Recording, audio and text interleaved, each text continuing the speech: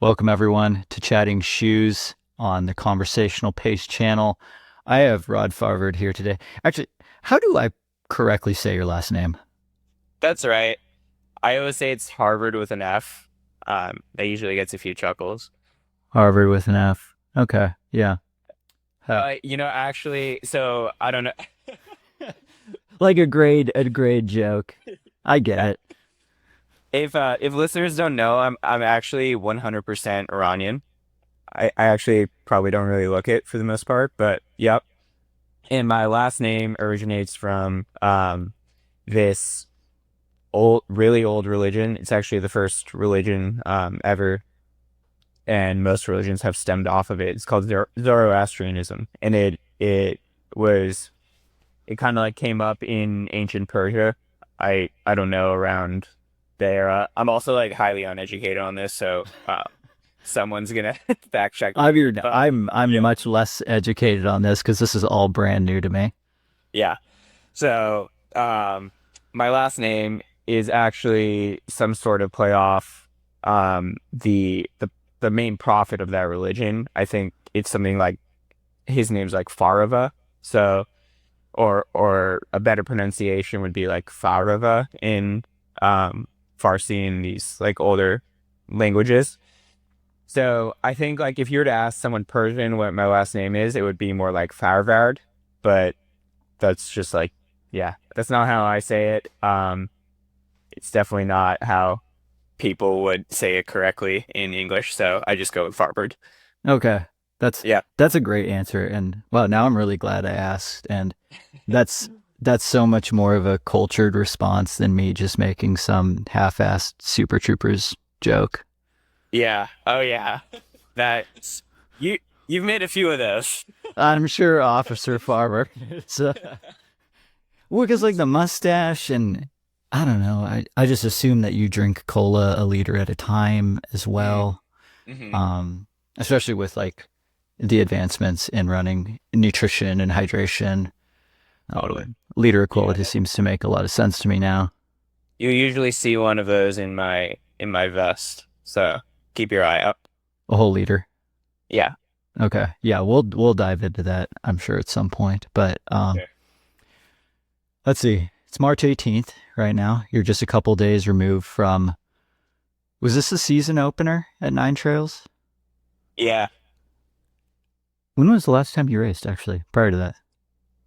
Dude, like CCC.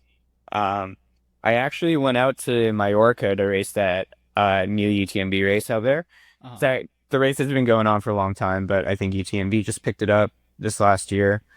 And yeah, I wanted to do one more to close out the year. I was pretty psyched on doing Diagonal de Fou and I was signed up for it. Um, but I kind of got huge FOMO with UTMB week and I ended up getting into CCC. So I opted for that and I didn't really feel recovered in time to do Diagonal de Fou. And I wanted to like actually get out to that island a few weeks earlier to understand it, acclimatize, especially after getting really shafted by the humidity at CCC. I realized like I need to be out on an island for a little bit.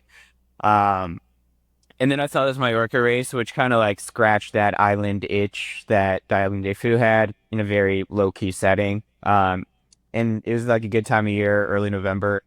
So I went out there and trained for it pretty hard and everything. But the race got canceled like the day before because of these Oh. pretty heavy rains. They were all over the news. Valencia in Spain was flooding. Right. It was rough. And yeah, I went out there. I was gonna do the 70K. The night before the race, they said the 70K got canceled, so we had an option to get into the 50K or the 100 miler. And I was like, F it, let's do the 100 miler. So Oh then my like gosh. yeah. I changed my entire plan the night before, like figured out the aid stations. I had my buddy, my best friend out there crewing me, and he was like pretty stoked for it, pretty dialed. And then I woke up in the morning and they said the 100 mile was canceled too. They ended up having the 50K, but it was too late for me to kind of switch over. So I took that as a sign from the gods, from the rain gods to shut the season down. So yeah, Nine Trails was CCC was the last time I raced since Nitros this weekend. Yeah, that's a pretty long time to go in Yeah. between races.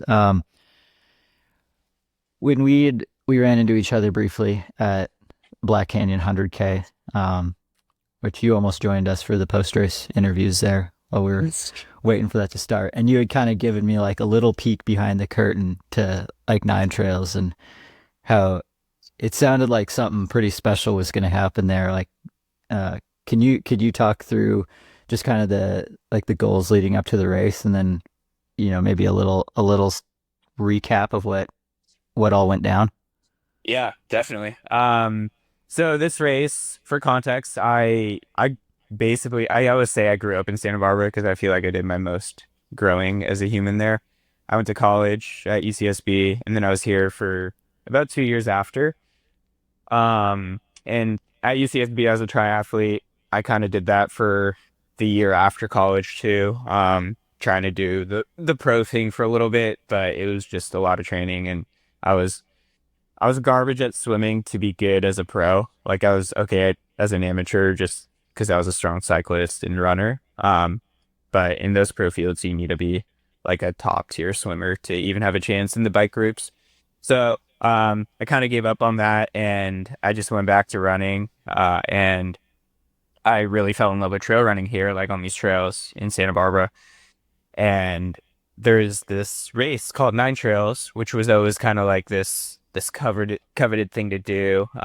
It was more about just like doing it and being a part of the community in Santa Barbara until 2019 when Hoka decided we're gonna bring all of our best trail runners here. I'm sure it was highly incentivized for them to come. I think they were maybe doing like a trail, like a new shoe release, and that's why they wanted to debut it on the trails and stuff. Because I think everyone was wearing like the Jaws, if you remember that, Oh with man, like the massive lugs.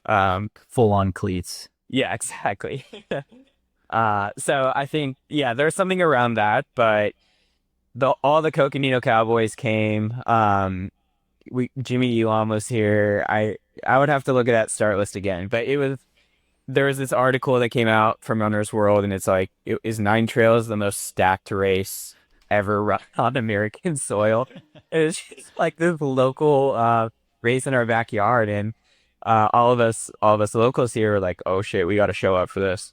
So yeah. So and at the time I was 23 years old, just starting trail running. I did my first 100K uh, a few months prior at Cuyamaca in San Diego, and I did pretty well. I beat Chris Brown's course record, who was like someone in Santa Barbara that I looked up to, and yeah, we're still highly connected. He's paced me at states the last 2 years, so uh, we have this good relationship of just shit talk and also trying to lift each other up to be better.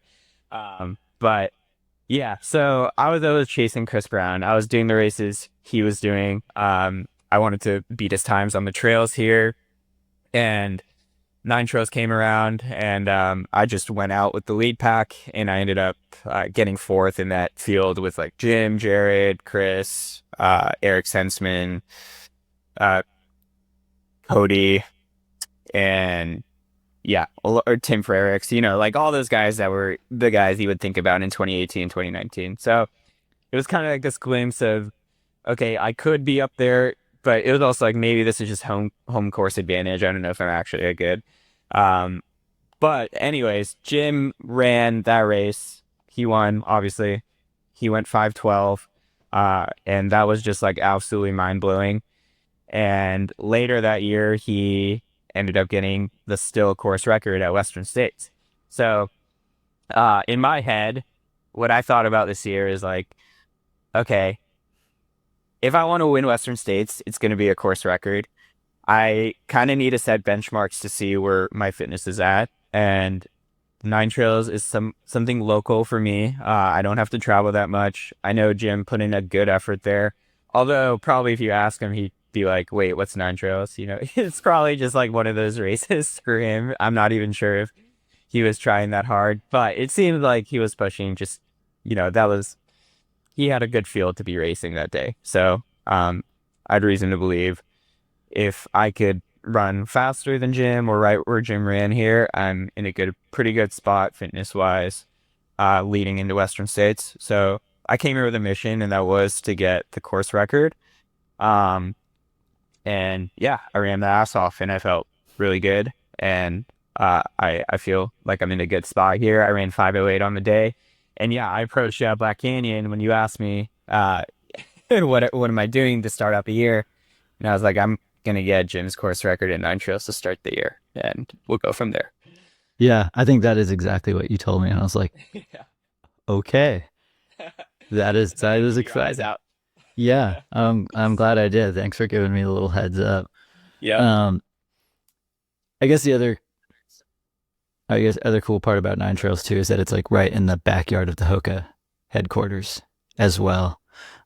So hopefully there was a Totally. lot of was there a lot of like additional Rod fan support out there this year? Yeah, yeah. Less about like Hoka being well, Hoka is supported. That's not what I'm saying. But there's not a I'm not there's trying not to walk you into anything. there's not a lot of Hoka people in Santa Barbara anymore. Actually, they moved up to Portland, the Oh headquarters. yeah, that's right. So now it's like it's more like a office that's about to phase out. I think they're trying to bring people back here, but it's more like shared with Deckers now, and only Mm, like a few people on a certain team are still here. okay, But the Santa Barbara community was out there for me, which was awesome, and definitely felt back at home. that's cool. Are you down in Yep. Santa Barbara right now, or were you training out of there for the race? Yeah, yeah. I got here a week prior, and I am gonna be here until like March 28th ish, next 10 days, and Um, something my coach and I have been wanting to do this year is cycling between sea level and altitude, the same way that, that pro Mhm. cycling teams do. And the reason there is just, there's obviously a lot of awesome adaptation you get at altitude. But you can't really hit that top end and like actually work your correct VO2 max zones. So we're just here, once I feel recovered. I think tomorrow I'll feel good after the race to start hitting it hard, and we're just going to get some really good VO2 sessions in that I'm not able to do at altitude. Right on. That's cool. Yeah. Yeah, that makes a lot of sense.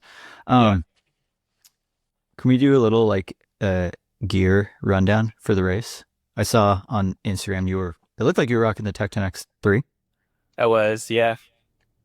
Yeah, so I went X3, and then I am a vest guy, so I was just rocking that vest that we got at UTMB, the black and blue one with the pole quiver. I'm actually not sure if that's out yet to people to I buy, don't or if it will think be, so. but I hope it is. It looks pretty sweet.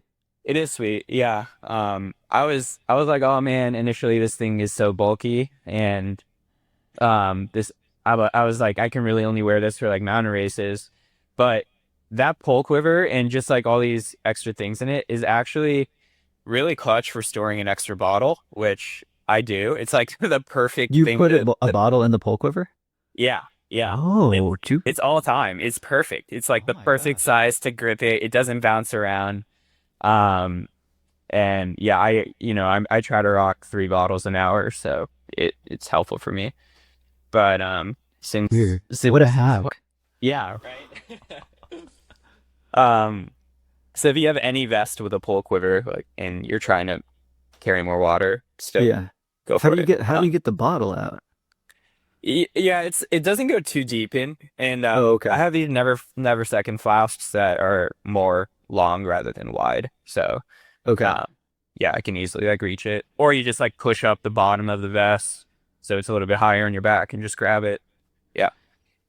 Now I just want to see like Hydro Pack or someone make a flask that's like what 3 inches wide and like 24 Yeah. inches long that slides back there like the custom Rod Farvard pole quiver flask. That would be awesome. The bottle like folds out the same way pulls fold out.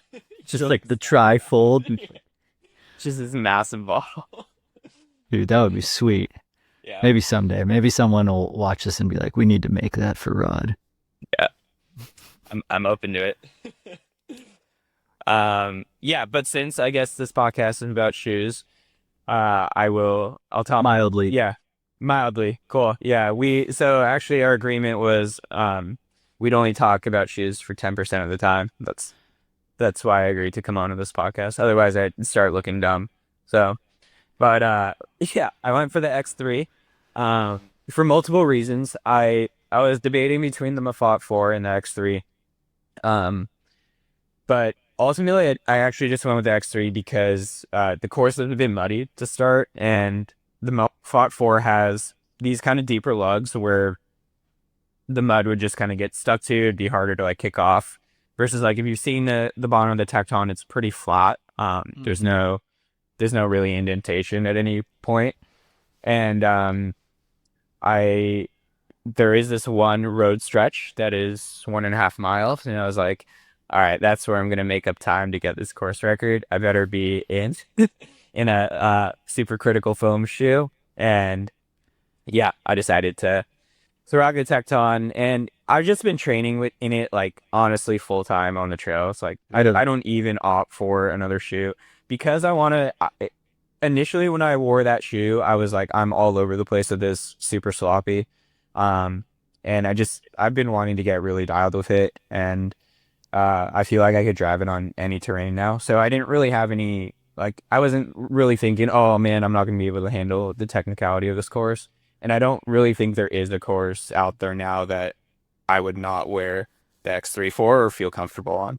Yeah. So I kind of noticed that too, because I've run, I don't know, maybe 120 or 130 miles in the X3 at this point. And I did feel that like with that shoe and many others that have like high rebound, like super critical foam, especially like high stack, there is a bit of a learning curve Yeah.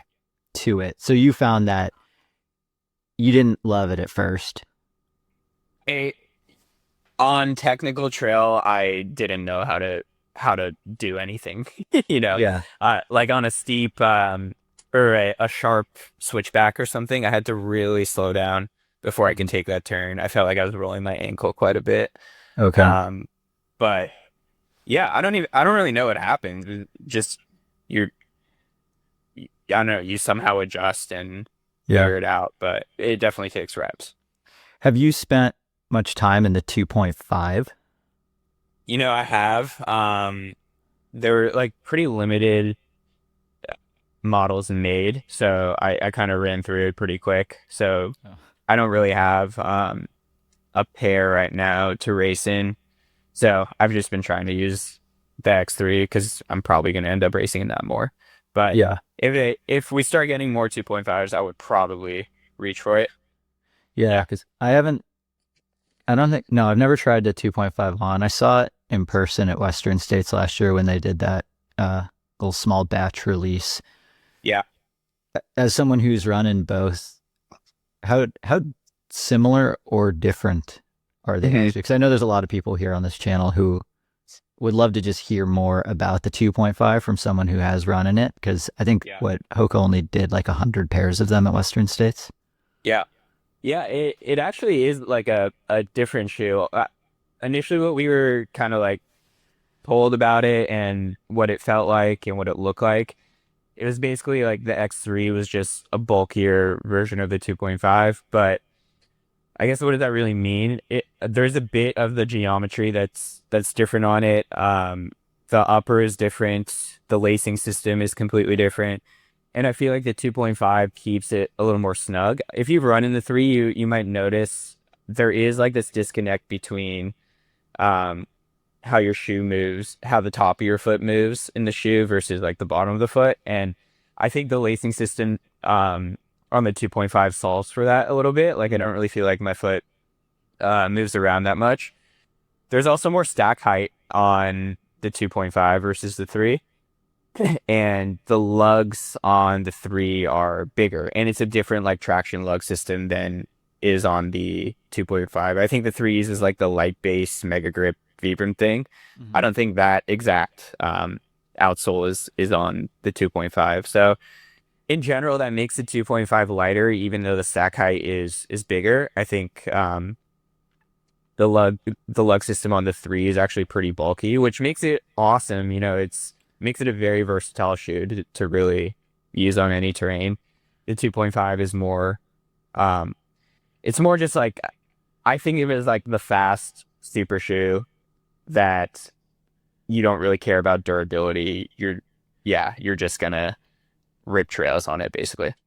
Yeah, that's one of the Yeah. main biggest differences that I heard was like you can mass produce and actually sell the X3, whereas the Right. 2.5 would be I mean, a big maybe like liability risk from a durability standpoint as like Exactly. as a daily trainer. I mean, it's it's nice to be able to have something so specialized for one Yeah. race, but if you like exploded it after 1.2 races as a consumer, that would be a bit of a bummer. Yeah. Huge bummer. Yeah, but that's one thing that I think is really cool about trail right now is that like brands can play around with hyper specialized versions of a shoe and not really actually have to worry about, rules because like that wouldn't fly in like the road world because it has to be they would have had to sell a certain number or it be publicly available.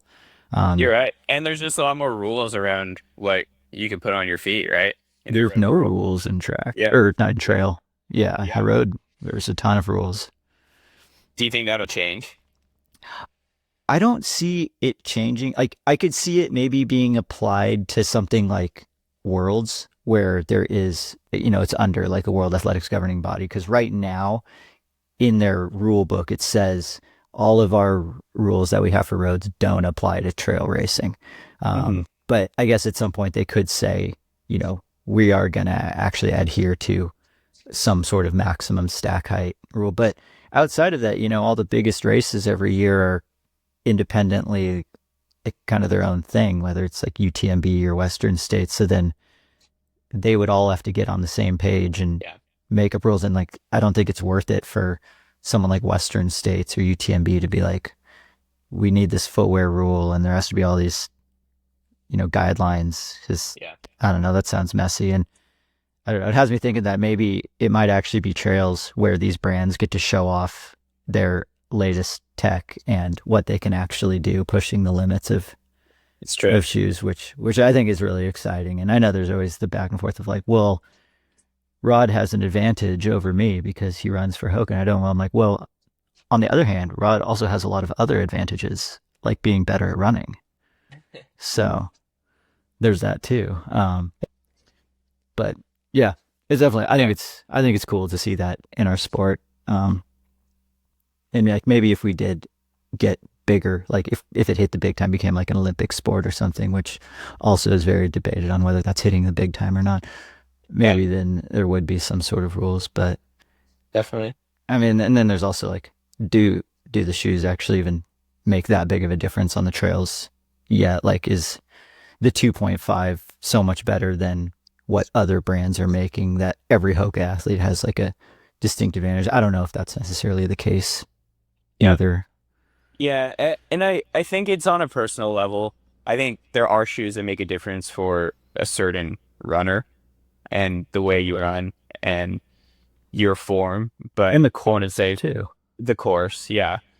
I wouldn't say there's like one shoe. Like I think the X3 or the X2.5 makes me faster on a technical course. I don't think it makes everyone faster on a technical course. It's like your style, if you're able to drive it, if you put in practice with it. So Yeah, yeah, there are a lot of variables. totally. For what would you wear at something like Western States if you had the full choice? Probably the 2.5. Yeah. 2.5 from Hmm. start to finish because you didn't change. You didn't touch your shoes last year. Nah. Yeah. I wasted time, bro. Yeah. I think unless you're having like actual foot issues, blisters, I think like I think a lot of people are like, oh, well, this section of the course has this much technicality and it's more the mountain part of the course. This section has more road. Let's do a shoe swap. That difference is going to be eaten up with you sitting down and taking off your shoes, putting on new shoes. So yeah, I don't, unless you're like unless you're prone to like rolling your ankle and stuff like that, then For sure. probably Yeah. makes sense. So Yeah. It seems like the era of like a shoe swap at Forest Hill or Michigan Bluff is I think that era might actually end up being really short. Where now Yeah. it's like the Tecton X3. It's like good enough where you're Yeah. surviving the high country no problem, but then it's also pretty fast Hmm. on the faster sections of course. Because even just last year, I was like, oh, I am 100% switching into a full blown road super shoe at Forest Hill, and now I'm like, Yeah. after some of the stuff I've run, I'm like, well, I don't know if I want to touch it anymore. Yeah, totally. Totally. It's super interesting. Um, so I was doing a little ultra sign up digging as as I like to do, and you've been in the trail game for quite some time actually. If we wind the clock back to 2015 at the ripe age of 19, I want to just talk for a minute about this Skyline 50K that you ran at 19 years old, because you ran like 325 or 326 there, and Yeah. dude, that's a baller run. And I think it's dude, still my fastest 50K probably. wh- so you were training for triathlons at UCSB and then ran Yeah. this 50K? I actually hadn't even started try yet. So that must have been that was the summer after my sophomore year of college. So I ran in high school, tried to walk on to my college team at UCSB, didn't make the team. But I was still like obsessed with running. So my first 2 years of college, I was just training on my own, with the occasional people who want to run and trying to do marathons. Um, and I was like, I was qualifying for Boston. So Boston was the A marathon for me. And then after my sophomore year, at, towards the end of the year, I got a road bike and I started really liking cycling, just like exploring Santa Barbara a little bit. And then I had this internship at UC San Francisco the following summer, and I stayed at my parents' place in the East Bay, and just I basically bike from there to San Francisco one way or another, trying to take like the longest route to work every day, Mm, and back. So I think I was putting in like 70-mile days dude, just commuting. Uh, and yeah, and that's kind of like that was my like really that was the era where I started to really just get into tri, but at the same time, it was kind of the area where I really started getting into endurance in general. And like before it was like training for marathons, I didn't really care about how long I was out there. I was just like, okay, get the work in, that's it. And I'm not looking at my hours. I was just focused on miles. But that summer, I kind of got way more into just being out on my bike or trail running or something like that for a long time. And I was running around those East Bay hills a ton on the weekends, at my parents' place. And yeah, and then I saw this race was there, and I decided to to sign up and give it a rip. But I was still like very much a road runner at the time. I showed up in Nike Lunar Glide sixes with like no, 2 inch switch shorts, no shirt, no nutrition, not a bottle or a gel, nothing, like literally I nothing. mean, they got aid stations, so what do Yeah, you need that stuff exactly. for? Exactly. And I never brought that stuff on my training runs. So I'm like, all right, let's just rip it. Well, And I went for it from the gun. I bonked incredibly hard at mile 20. Uh, but yeah, just kind of like trudged it in. I think I was still holding on to pretty pretty fast miles, but I was just feeling terrible. And I'm not even kidding. Sometimes I still think about that race when I'm hurting out there, and I'm like, oh man, I missed my carb target. I'm like, dude, you took 0 grams of carbs running a 50K when you're 19. Like, stop being such a bitch. Just do it. Just get through it. maybe I mean And maybe being 19 has some magic to it as well. it does for sure. And you just kind of expect this is how you're gonna feel. So Yeah. yeah, I was pretty psyched. I think I got third in that race, but we all like went under the course record. I thought it was a huge deal. And um, yeah, at the same time, like I took a massive break from trail running after that, just because I was focusing on try, and I didn't really think it was I didn't actually think it was a big thing. You know, Mhm. I thought the Skyline 50K was like the pinnacle of trail run. Like this is the premier Yeah. race, you Like know. they're It all of just this big, and yes, that's yeah, about it. exactly. It doesn't get much bigger than that. So I didn't think it would blow up as a sport, and definitely didn't see myself coming back to it. So yeah, That's cool. Yeah, yeah, 19. That's yeah, not too many people have like sub 4 hour 50K PRs before they turn 20. So yeah. But I think more people, if you ran in high school and in college, I think you would see some really if you would see some really fast times on the trails if any of those kids went out and did it. totally. Just like that mentality you have back then. It's like I could do anything. I get them, and you're super fast from the training you're doing, anyways. So Yeah. yeah, Can we talk about let's talk about coaches for a sec. Starting with because well, so we actually went to high school not too far apart from each other. Although I think we just barely didn't overlap because I'm like just like one like set of classes when'd you older than graduate? you. 2009. Okay, I So like oh yeah, wait, spring of 2009, okay, yeah, that's would when I have started the freshman year. fall of Yeah, '09. the fall. Yeah, so Yeah, we like exactly. just didn't overlap. But Yeah, I know your coach. Well, I know of your coach, yes, Chuck Woolridge, yeah. because he sounds exactly like my high school coach, Peter Scarpelli. Like Okay, they had the identical like tone and yell, and they knew it. So like when they were at meets, they were always trying to yell over each other, and we would both teams would get so confused over instructions because they'd be like yelling at people. I'm like, I don't know who that is. They're not even on my team, or like, why is my coach yelling at this race? We're not even in it. And that was just like a running joke for 4 years of like, oh no, Campo's here. Like now we have to like look for our coach instead of just that's so listen. funny. Wait, what high school? Peter I did. Scorpio I is went to so Amador. familiar. I went to Amador Valley High School. Okay, cool. Did you guys go to Humble Running Camp? Yes, we Yeah. did. Yeah. Awesome. I Yeah. went my freshman year, like going into my freshman year, and then going into my senior year. Dude, that's I where went to boys both. became men. Man, that I never come like out of a week of training like feeling like one so invincible, but also so sore because it was like the Yeah. only week of running I would do before the cross country season actually started. Dang. And it was like 100-mile week. Yeah, just doubles and Yeah.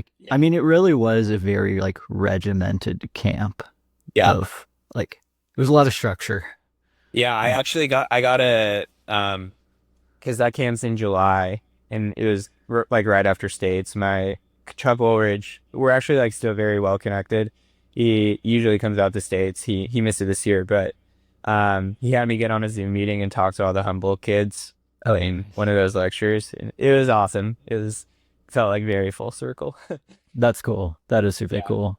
All the kids there are like falling asleep because they Yeah. had to get up at 6 a.m. to go run, and they're like, why am I sitting here listening to this guy talk about running Yeah. 100 miles? I guess where I was getting with that was, you know, I know you've had some like, some great like positively influential coaching, like leading up to where you are, like especially even most recently now, like your coach that you're working with, like turns out absolutely blasted me at the Black Canyon 50K, which you brought that to my knowledge. I think Yeah. afterwards you were like, "Hey, Yeah. my coach kicked your ass," and I was like, "Who is that?" And he's like, "The guy in the blue Hawaiian shirt," and I was like, "Oh my gosh!" Like the blue Hawaiian shirt and the camelback just rolling by me coming into Gloriana Mine.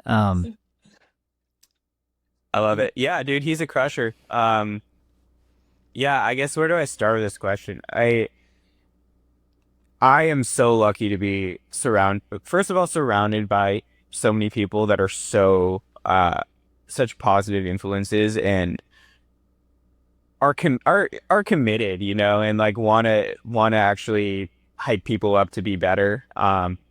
And I feel like every step of my athletic journey when I was a freshman in high school to um like a senior in college to now living in Mammoth, I've had like such an elite cast of people around me. Like in high school, I went to Camp Lindo. I mean, you look at like some of our graduates, we had Aiden Goltra, we had Thomas Joyce, Kerry Verdon, who is crushing the pro marathon scene now.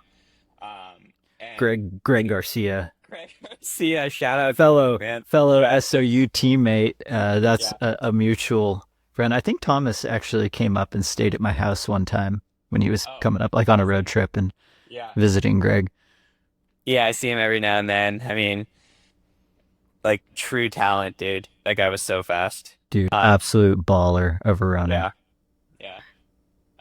And now he's a baller insurance broker. So Oh, nice. Hell yeah. I'm yeah. glad that converted over well.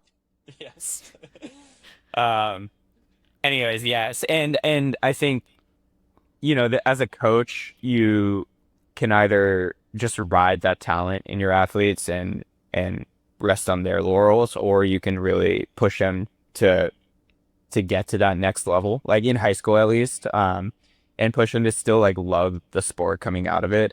And I feel like Chuck really was able to do that. Like I mean, you mentioned the screaming. He was definitely a hardo in college, but or in high school, but he he found a way to like really get us to rally around that hardness. Like he made us all want to work super hard and be committed and just follow the training plan to a T. And in the summers when he wasn't like legally allowed to train us, we rallied to create our own plans. I mean, we were so committed in the off seasons, and just having like genuine fun doing it.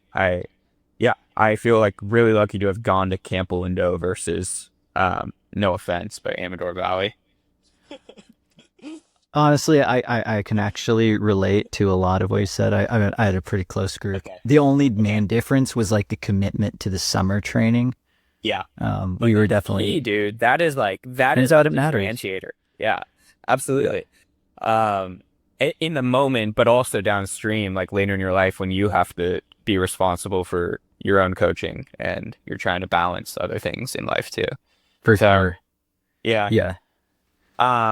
So that, and then I met Matt Eisen, my current coach in college. Me and my co-president of the tri team, we actually hired him on as a coach. We kind of went through falling out with another coach and needed to find someone new for the team. So we had a few people to vet, and Matt was just the perfect fit. I mean, at the time he was 26 years old, so it it felt like he was in our can like vibe with us at least, but he also knew his stuff, like very science backed. He had just left CTS, so he was trained like directly under Coop at CTS. Um, and I really like that aspect of it, and he fit the co-president's like personality material. Yeah, so we found like a great fit for us, and he always knew how to like push me and foster me in a way that I feel like a lot of coaches didn't in the past. Um, I kind of need this level of like uh competition within my coach. Like I need to feel like they're also there doing the work with me and are is someone like I can train with and someone who gets it and has been through it. And Matt had a storied past being a pro. He was still insanely fit coming off of all that. So I was actually like doing all my workouts with him side by side. He was more like a training partner that wrote the training rather than like an actual coach. And I felt like that was super helpful. We would get in battles and races too. Like we'd go to the same races, and um, it was a cool relationship. And now that in once I went down the trail path and like stopped doing triathlon, um, I initially went and did it on my own. Like I didn't really want a coach. I didn't want that level of commitment. And then like I started to do pretty well in the scene. I'm like, all right, I need to like actually have a structured design to what I'm doing. Like I don't think just running 20 miles every day is how I'm gonna get better at the sport. I think there is like science behind it. And Matt's whole philosophy has been take everything that we learned from everything we've learned from cycling and apply it to trail running. and it's all the same physiological concepts. Um, and it's worked for us, man. Like I feel like I've I don't feel like I've hit any sort of like period where I felt like I was plateauing or not getting better, and I attribute that just to him and like understanding um different things that we need to do to get me better. It's not always like it's not always lactate work, it's not always VO2 work, it's not always volume, but there are like certain times in the year to do everything, and that's just the part of training that I don't understand personally. I feel like I understand all the pieces of the puzzle at this point, but I just don't understand when to do certain things and when I need a certain adaptation to be ready for a certain type of race. So it's very collaborative with Matt, and if I were to ever tell him this isn't right, well, he'd change it. And there's absolutely no ego behind anything. He like admits he's learning through the whole process too. But yeah, I feel like we've grown together at this point, and even if I wanted another coach, I don't think there's anything different anyone is doing.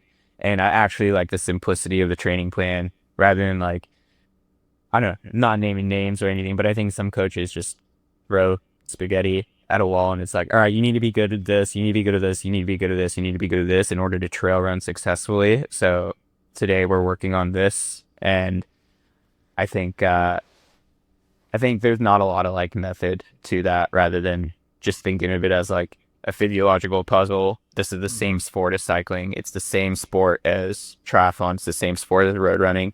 We're just doing it on hills now, and we're just still going to train those same systems to get better and fitter. Yeah, that is super cool how we're still in that era of the sport though, where you're taking things from like your past sports, applying it directly now and being like, and getting so much better. Whereas, I don't know, it feels like, you know, like the track 10K or the 5K, it's like everyone in like Salt Lake or Boulder or Flagstaff, probably like 99% doing the same thing. Yeah.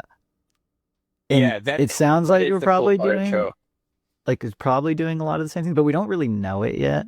Like, and I just think it's such a fun, like, I don't know, era of the sport to be in where you get to, you know, have a triathlon coach and be like, let's sit down and figure out how to convert this to trail. Yeah. And then it works really well. Yeah, that's super cool. Yeah. And yeah, he's definitely a very good runner. Having like totally. So we've been doing a lot of new stuff this year, which has been extremely exciting. But he has been, I think anything he gives me, he's also been trying to do, which I really appreciate. And it has caused him to be pretty fit for Black Canyon. Dude, gosh. I one more K. I think I would have had a chance. When did he pass you? So he passed me like in between Bumblebee and Gloriana, so like maybe like mile 22 or 23, and then he was gone. But then when for this year, when you come off the trail like at the finish, and there's like 250 meters in Deep Canyon Ranch. Yeah. Okay. When I came off the trail, he was like halfway between the finish and me. And I was like, oh my gosh, there's blue shirt guy. I was like, maybe. And then he was like looking back, and I was like, oh, I'm going to get this guy. And then of course you realize like, oh no, he's actually 200 meters in front of me. I have no chance. Yeah. But, no user email. I was wearing the Norda 005 there. And, cause that was what I was, needed to log miles in for review. And I wanted to see how a non-plated shoe with a very high quality like race foam would do, because I don't know if I ever really run in anything like that. To Matt, so you read that in your review? No, I wrote in that I would have lost to him by 5 minutes if I wasn't wearing it, but instead it was only like 20 seconds. All right. Glass half full. But on the other hand, like I've got, I don't know, something in my, he was wearing the Hoka Tecton X2. And it looked like he put them on for the very first time that day, because they were like so clean. And I was just like, who's this dude wearing the old Hokas just blowing by me in his Hawaiian shirt? But Matt clearly maybe knew a few things that I didn't.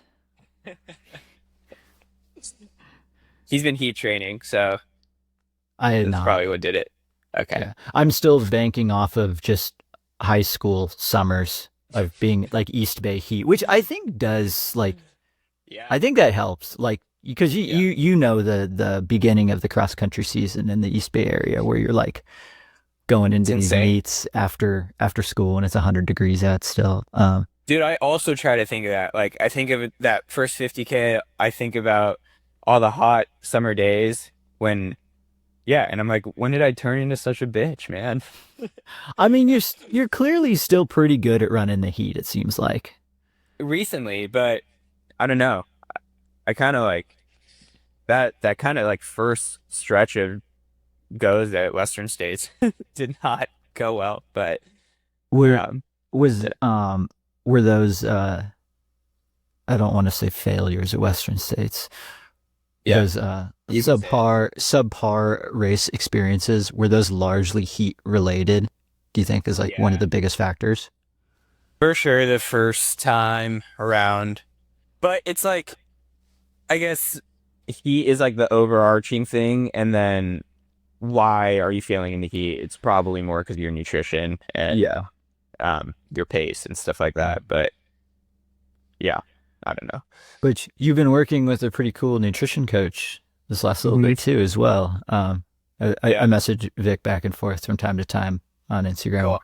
giving him Yeah, shit for random things. But he it's cool to actually see how freaking plugged in he is now. Like, oh, I, dude, I he's like feel the like center of the universe. everyone at Black Canyon is like, oh yeah, I've been working with Vic. I'm like, Yeah, right. party You're mode not like, special anymore. man. Dang, yeah, it's a different era, dude. Yeah, he actually just he posted on his Substack this morning, as like it was like a Rod Farvard tribute post of helping him get on the map, which is cool. I mean, that was my first like introduction to Vic as well, when Mhm. you blasted canyons last year, and you're like, I got my nutrition dialed for this race, and this is what happened, and this is who helped me with that. Yeah, Um, it's crazy, man. It's crazy way like doing something like that. It gives you this platform. I could have said anything. I could have blown up anyone. Maybe I'll blow you up next time. I'll be like, Fred Hornet, conversational face. yeah, Conversation I had with him changed my life. he And taught me he taught me that like turns out I actually have to tie my shoes. yeah. I haven't been tying them this I just tuck the laces in under the tongue because I went to school in that generation. Man.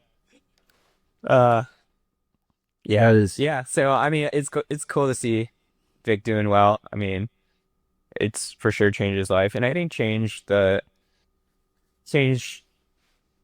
He's also changed like a lot of the approach to the sport. I think and mhm. more people like going to him and talking to him about it, and I think just getting attention on these different parts that make you good, I think is ultimately really healthy as well. Like I Yeah. feel like this is gonna just have great impact on longevity, not just because you're feeling better and stuff like that, but I think people realize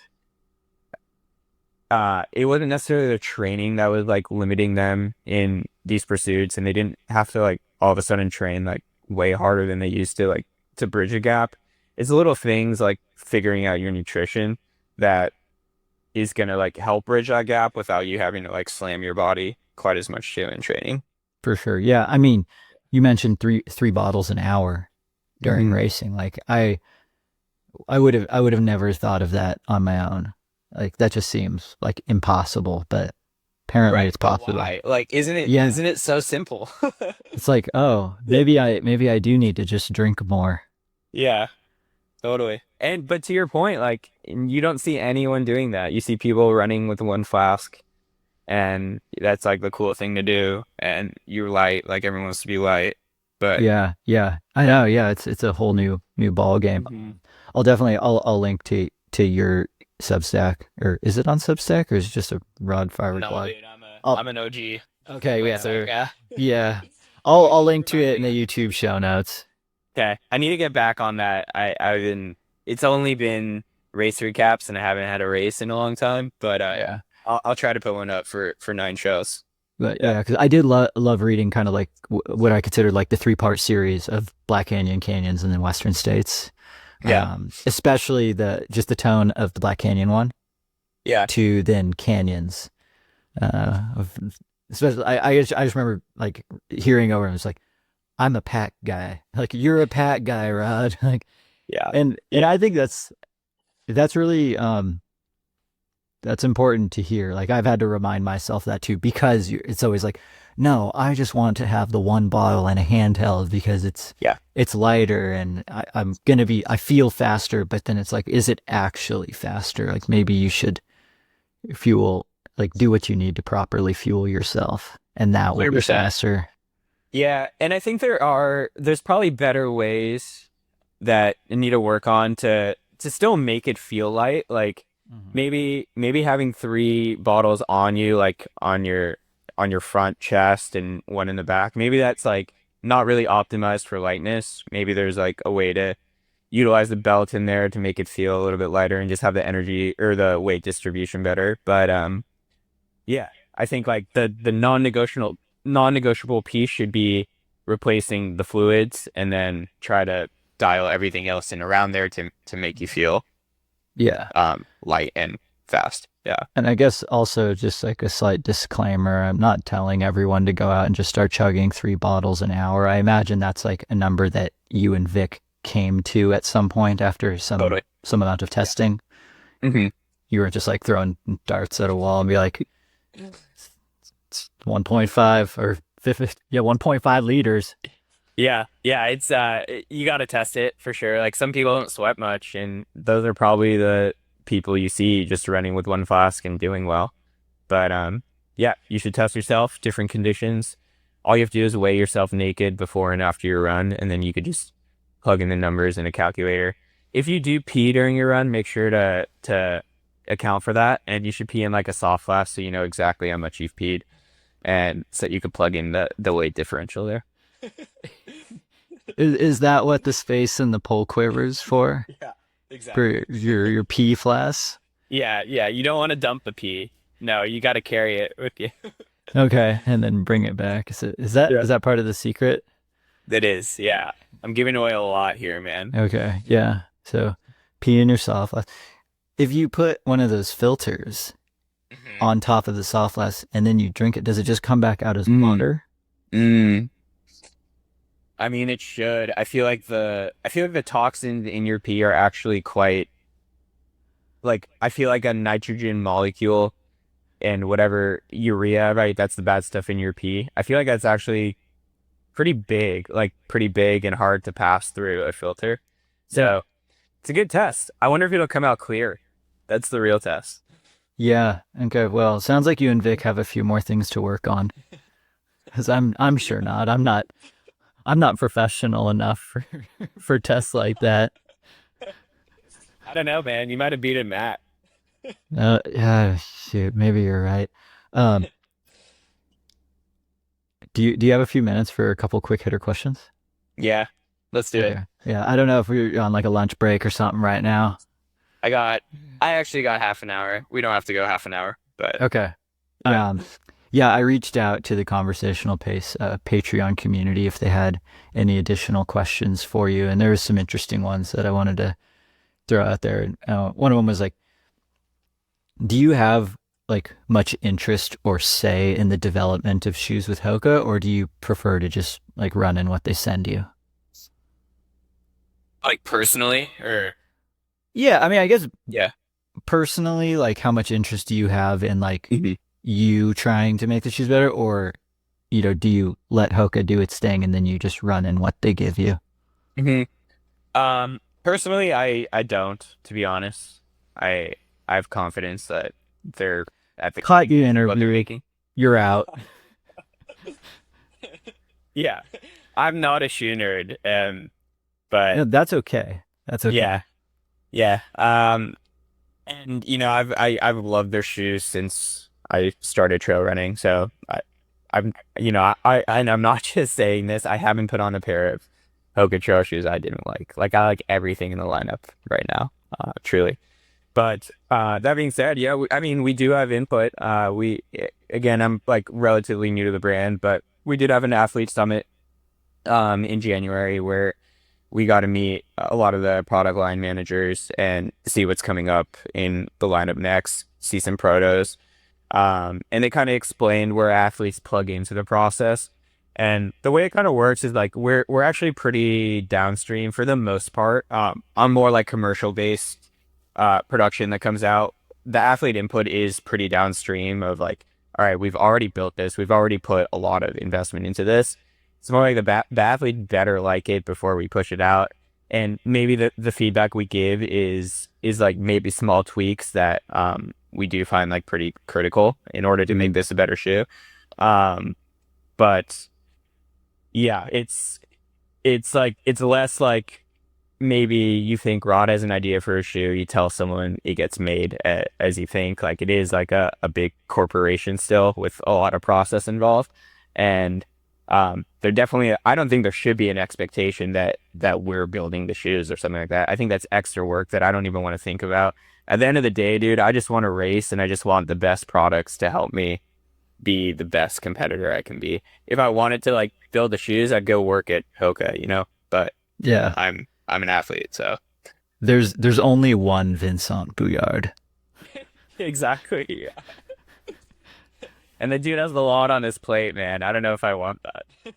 Yeah, no, that's totally fair. I mean, Yeah. you don't want to be occupying a whole lot of brain space as a professional athlete.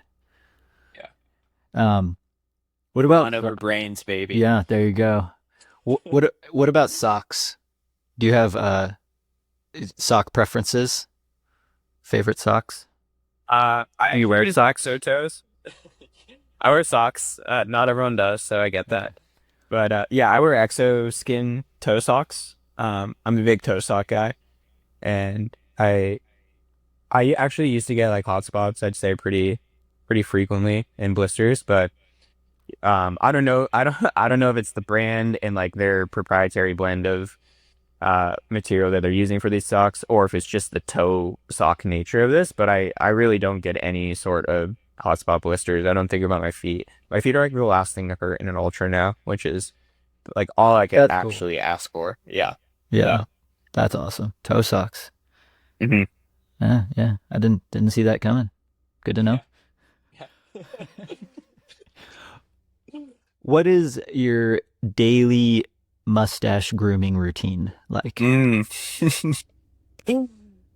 Um, well, it depends. You know, sometimes I wake up and I'm like, that thing is dialed today. That thing's perfect. Do you let it dictate your day? I don't want to say yeah, but yeah. Yeah, I do. I hear you. Um, yeah, I mean, good things take investment. So, but I sometimes comb it. I don't use any product in it. Um, if I wash my face, like maybe that's if actually if I'm in the shower and I'm conditioning my hair for the day, I do make sure to condition the mustache. So, Dude, Sam, yeah. Yeah. do you just trim it straight across with scissors? Yeah, when I do trim it, I actually hate trimming it because I always do it too short, and then I feel like I lost like a little bit of my identity of having a big mustache. But sometimes my mom is like, "Dude, you got to trim that thing," and Does it just wrap I, up into your lip? yeah, it's quite annoying often. But I'll take it for a nice long mustache any day. Yeah, yeah. I mean, I forget what the actual quote is about having great responsibility. Maybe with with a great mustache comes great responsibility, something like that. But That Spider-Man. maybe Mustache Man. Okay. That's like the spin-off to Spider-Man. Yeah, I think I've seen that one. I guess you kind of already answered this other question, which was like plated versus non-plated shoes on technical terrain. You'd said you've now since learned the plated shoe, at least of the Yeah. Technics 3 on more technical terrain. Yeah. Yeah. So what I am really starting to realize too is it's not about the plate, it's about the foam. It's all about the foam. And the way the Teton works is there's like this dual rod, no pun intended, carbon Dual plate. rod. His shoe all along. They're parallel. They go longitudinally in the shoe. And one's on the left side, one's on the right side, and then it's sandwiched actually between two layers of PEBA foam, which let me check my notes. What does PEBA stand for? Dude, I don't even Unless know you know it what off this the top of is. your head. It's like It's okay. polyester block amide. So, what that means is that it's like infused with carbon dioxide and nitrogen, and the PEBA foam versus the EVA foam, which is what you'll see in like a lot of trainers, and they'll say it's like supercritical EVA. The difference is the PEBA is like little less dense, so it's lighter. So the foam is actually what makes it really bouncy, and soft and cushiony. So that's kind of like what you're liking in these super shoes. What feels like, oh man, I'm getting like really fast return on this and stuff, and I feel like I'm not wearing anything. And then the carbon plates are actually like what help stabilize the shoe from collapsing in itself, because that foam is so soft, and like if you run on a rock or something, it'll just like collapse. You'll roll your ankle. So you want that carbon plate in there so you're not like we've already talked about the Tecton being like hard to navigate initially, and I feel like I'm rolling my ankle and stuff like that. Without that carbon foam, I'd roll my ankle like every step, or carbon plate, sorry. I'd roll my ankle every step. So I would think about the carbon less like this is what's making me faster, even though it is too. It's propulsive, and it allows for less energy loss when you take your steps. That's what carbon really does. But um, I if someone told me like, are you gonna wear the shoe without carbon but with the same foam, and the shoe with carbon with the same foam, I would for sure go with the shoe with carbon, just because I don't want to roll my ankle quite as much, and it's less Totally. about the speed and stuff. So Yeah. Yeah, yeah, for that much foam, like you got to yeah, have something to keep it all together. yeah. And that's really definitely what I've noticed, like where the magic in the shoe comes from is like Hmm. the foam and then something to help just kind of control the motion of it. Exactly. Yeah. Um okay, last question, which I guess kind of already answered this one too. You're good at like talking about the future. Um Rambling. yeah, uh like financial impact aside, like what sold you on signing with Hoka? Financial side, yeah. What signed me on with Hoka, or what sold me on Hoka? A few things. One was the fact that so many of the best runners are on this team for a reason, and have been on the team for a long time, and have just like it looks like they've been really supported and are happy with it. I talked to a lot of athletes on the teams as I was picking my sponsor. And it just felt like people at Hoka were just confident that this was the best brand to be with.